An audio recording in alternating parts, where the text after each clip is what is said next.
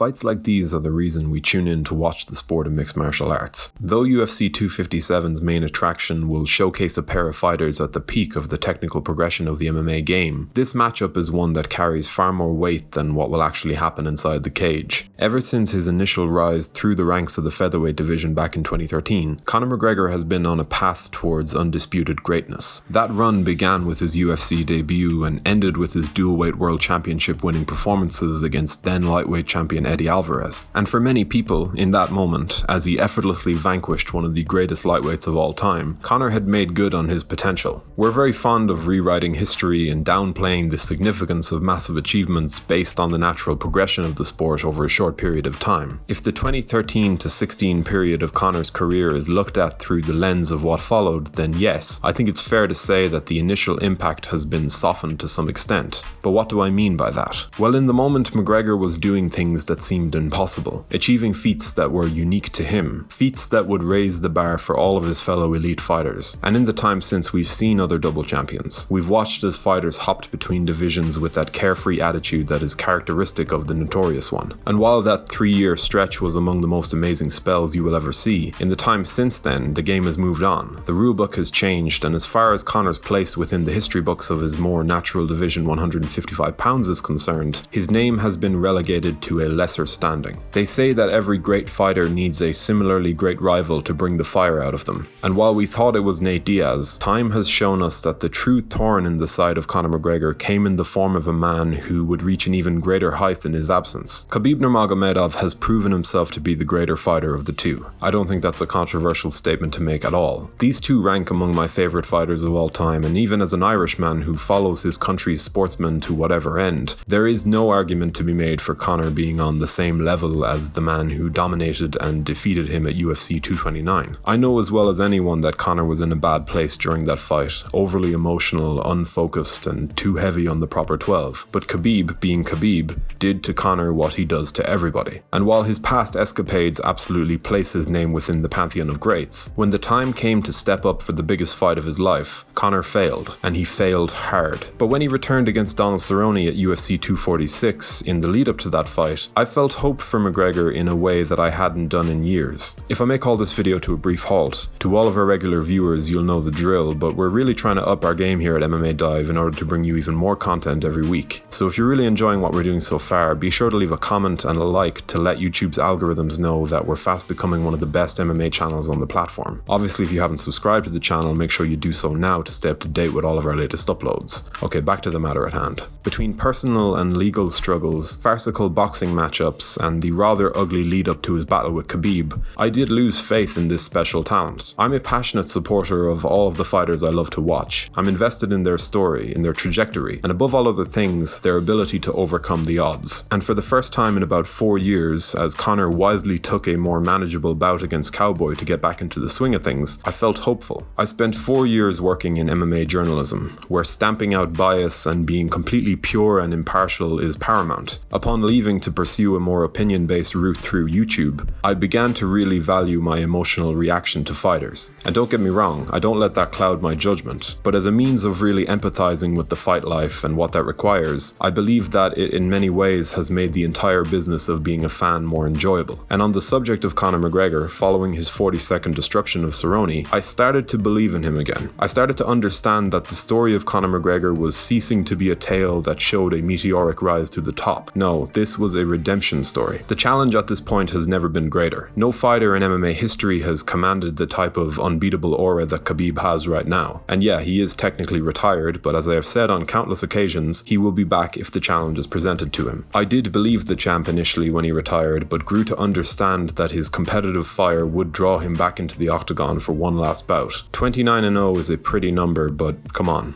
Dana White's recent comments about his meeting with Nurmagomedov only serve to confirm this. Where 2 belts and shares in the company were the motivating factor before, now Khabib Nurmagomedov is the golden goose, the man who has never been beaten, the fighter who could well be the greatest example of a mixed martial arts fighter we have ever seen. And he deserves that billing for his near flawless work inside that octagon and the aura he commands. He embarrassed Conor McGregor on that night, well and truly, motivated or not, emotionally compromised or not. Conor said it himself, a fight is a fight, and when it's booked, it has to happen. And we've already seen how that went down. Do I believe that Conor was at his best? Absolutely not. And if you do, you're lying to yourself. But does that mean the result of a rematch will be different? Who knows, but I am certainly intrigued to find out. I realize that we haven't mentioned Dustin Poirier at all, and don't worry, we're releasing a video on him too shortly. But if Conor can get past the challenge that is presented to him on Saturday night, expect the wheels to begin turning. Perhaps there will be one more fight to single out a true contender, potentially with the hugely talented Charles Oliveira. But either way, if Conor is indeed back on the path towards greatness, this is the part of his story that holds the most weight of all. McGregor is not a top 5 greatest of all time fighter. He's not even top 10 in my book. His achievements, incredible. His performances inside that octagon, stunning. But defeating Khabib is a different level of aspiration altogether. If the story of Conor McGregor has been playing out like a film, we've passed from the downfall into the rebuild. The questions that first surrounded his ability to win UFC gold have been replaced by ones that concern his potential to even outdo his so-called prime years. Because even with that 13-second knockout of Aldo and that masterpiece against Eddie Alvarez, I do not for 1 second believe that this man has reached his potential. It doesn't mean he's guaranteed to, but take that for what it is. And that's what makes this portion of his run so intriguing. In contrast, Khabib has made good on all of his promises, all of his potential. He did what he set out to do and left the sport with many people calling him the greatest to ever do it. If you look at Conor's career at this point, there is no way in hell that you can make that claim about him. But to all of you who immediately take to the comment section of every piece of McGregor related content to explain how we already know the result of Khabib versus McGregor, you're choosing to ignore the very thing that makes this sport so great. If McGregor ends up inside a cage with Khabib again, he will have earned it. Rematches happen all the time, and this one, if it does come to fruition, given that it will be justified by Conor having earned it, will be warranted. This has nothing to do with Khabib's ability to get the job done. He should be favoured heavily no matter what happens. But as much as I have seen him trying to downplay its significance, the goal for Conor is to right that wrong. That is his route to the GOAT conversation, towards a level of legitimacy that no one can argue. I do believe that he can do it, just like I believe that Khabib can dominate and defeat him again. These two beliefs do not mean that I'm contradicting myself. I value the ability to be great more than anything else in combat sports. Both of these men have proven themselves to be able to reach such heights in the past, and discounting that ability so easily is truly something that makes MMA fans quite odd in comparison to other sports. So let's just wait to see what happens between Conor and Dustin Poirier. Again, I will make another video speaking about Dustin and what this fight means for him, but for this one, I found myself drawn to the overarching feeling I've had ever since this fight camp began. I want to see what Conor McGregor has to give to this game. He blew our expectations out of the water once before,